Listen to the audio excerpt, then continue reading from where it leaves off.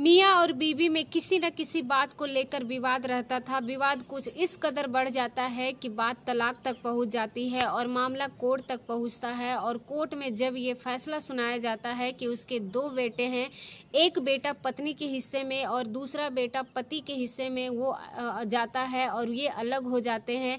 पति और पत्नी को लेकर सहारनपुर पहुंच जाता है और पति अपने बेटे के साथ रहकर अपना काम करना शुरू कर देता है। और बस यहीं से कत्ल की जो कहानी है लिखी जाती है। और इस बात की किसी ने कल्पना नहीं की होगी, 1-2 नहीं बल्कि 5 कत्ल होते हैं। और 6वां कत्ल जब होने वाला होता है तो उसकी तैयारी चल रही थी और उस वक्त जिसका कत्ल होने वाला था वो छोटा सा बच्चा है।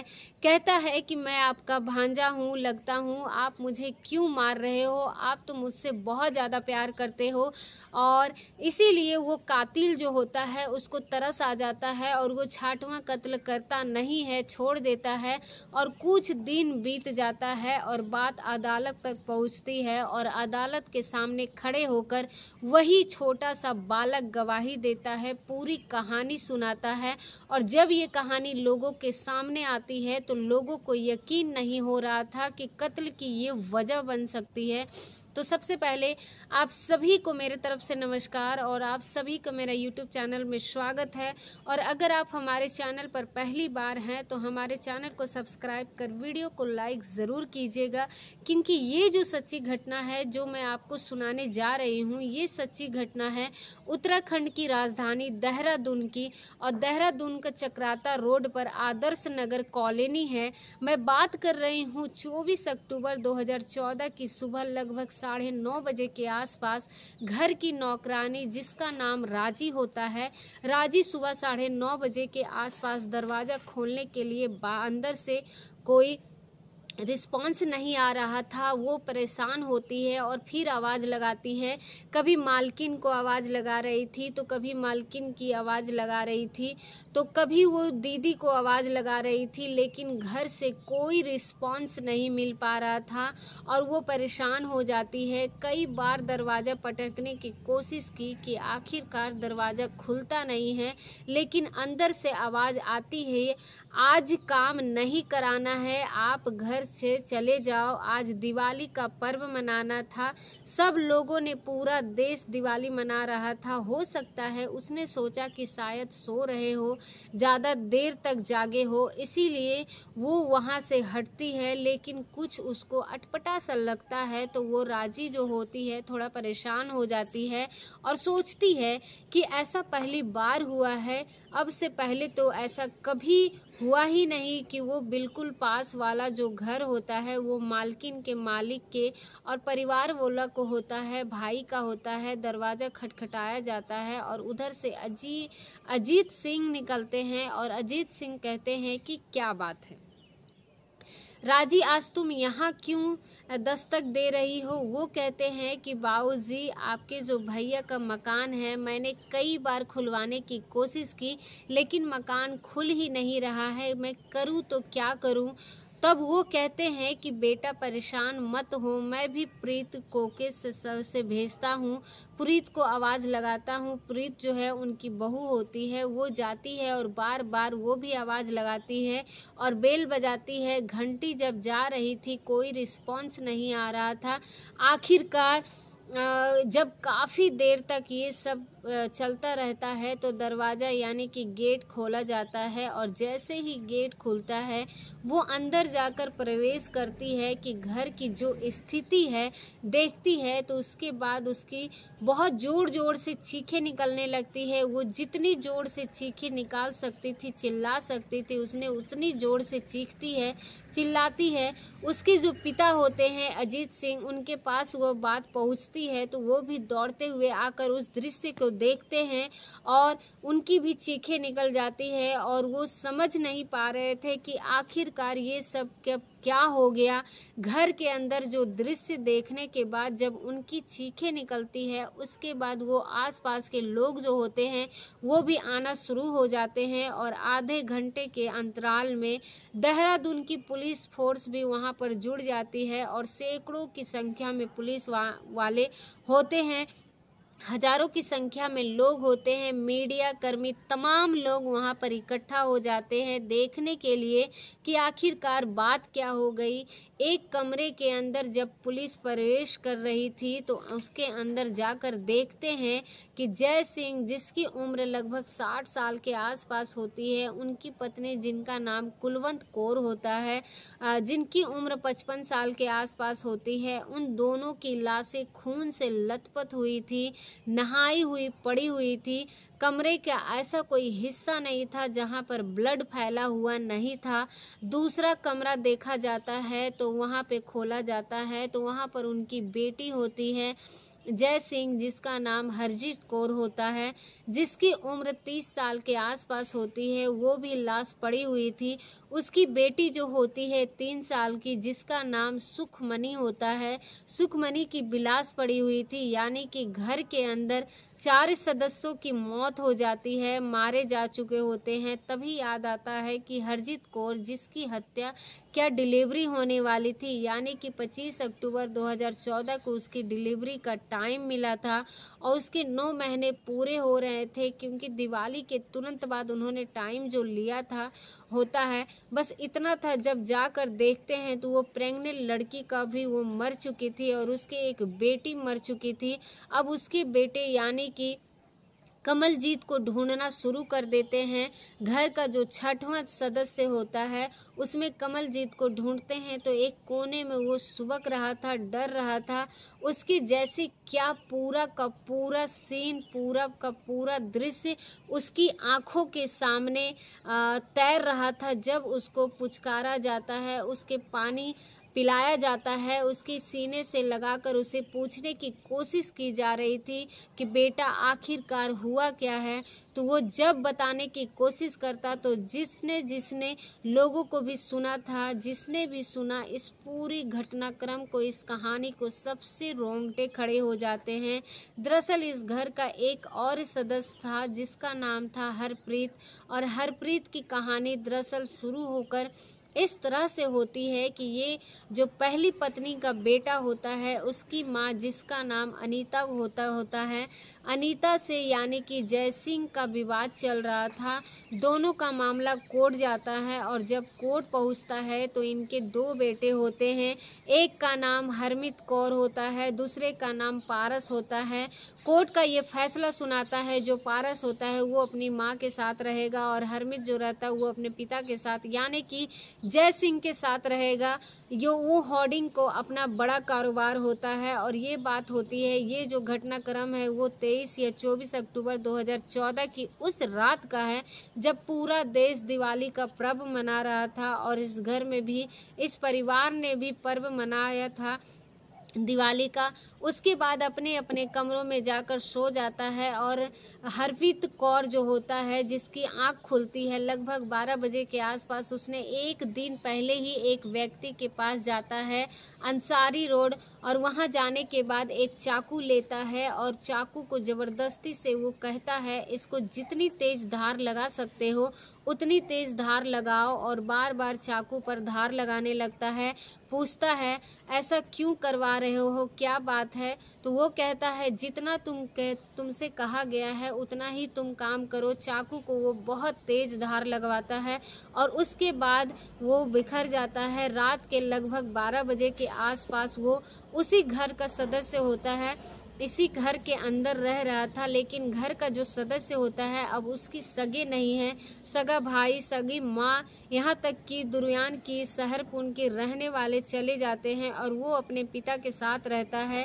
पिता उससे उतना प्यार नहीं करते थे या फिर उसके मन में कोई और एक वजह चल रही थी। 23 या 24 अक्टूबर की रात लगभग 12 बजे के आसपास सबसे पहले वो अपने पिता के कमरे में जाता है और जब पिता के कमरे में जाता है तो गुस्से से लाल पीला अपने पिता पर तब तक वो वार करता है जब तक कि उसके प्राण नहीं निकल जाते हैं। जब सतीली माँ बीच में आ जाती है बचाने के लिए तो वो चीख को सुन के जब वो जागती है तो उसकी अपनी माँ पर भी वार करना शुरू कर देता है। पिता को अपने 29 बार चाकू मारे जाते हैं और उसने अपने सतीली माँ को 27 बार चाकू मारे थे। साथ ही उसका दिल यहाँ तक कि भरता नहीं है तो वो पहुँचता है दूसरे कमरे में और दूसरे कमरे में उसकी गर्भवती बहन होती है उसके पास पहुंचता है, उसको संभालने का अवसर भी नहीं देता है और उसके साथ भी उसके सीने में, उसके शरीर के अलग अलग हिस्से में 1-2 नहीं बल्कि 20 बार चाकू मारता है। इसके बाद उसके जो भांजी होती है, लेटी हुई थी, पड़ी हुई थी, उसकी जब आंख खुलती है, भांजा कभी जाग जाता है, अपनी भांजी को 11 बार चाकू मारता है। अब नंबर आता है उसके भांजे का, कमलजीत का। तो कमलजीत के पास जब जाता है तो उसको जैसे ही उसने चाकू मारा तो उसके बच्चे के हाथ में लग जाता है और उसके बाद बालक बचने की कोशिश कर रहा था तो उसके पेट में लग जाता है। यानी कि इतनी गंभीर रूप से वो घायल नहीं हुआ था, वो मामूली रूप से घायल होता है क्योंकि बचने की कोशिश कर रहा था लगातार। तभी वो 6 साल का बालक अपने मामा से कहता है कि मामा, मैं तो तुम्हारा भांजा हूँ, जाओ, तुम मुझे बहुत ज़्यादा प्यार करते हो, फिर मुझे क्यों मार रहे हो। जैसे ही कमलजीत को ये बात अपने मुंह से, शब्द से बोले, वो जो मामा थे वो बात सुनता है तो 22 साल का उसका जो मामा होता है वो तरस आ जाता है और उसके बाद उसे छोड़ देता है। अब रात के 12 बजे से लेकर 1 बजे तक इस घटनाक्रम को वो अंजाम देता है और आराम से अपने भांजे के साथ बैठा रहता है, भांजे को वहां से हिलने नहीं देता। पूरी रात वो ऐसे जाग कर निकाल देता है और सुबह जब 9:30 बजते हैं, नौकरानी आती है, दरवाजा खुलवाने की कोशिश कर रहे थे तो भांजे ने जब उठने की कोशिश की तो जाने की कोशिश की तो उसको वहीं बिठा देता है और तुम यहीं रहोगे, जाओगे नहीं। उसके बाद फिर वो पड़ोस में जाता है, यानी कि वो अपने चाचा जो होते हैं अजीत सिंह के पास जाते हैं और अजीत सिंह के पास जाने के बाद पूरी जो कहानी है आराम से बताई जाती है कि फिर जाकर वो पूरा भेद खुल जाता है। पुलिस ने उस लड़के को उसी के घर से गिरफ्तार किया क्योंकि वो भागता नहीं है, उसी के घर के अंदर रहता है, उसके पास से वही मिल जाता है।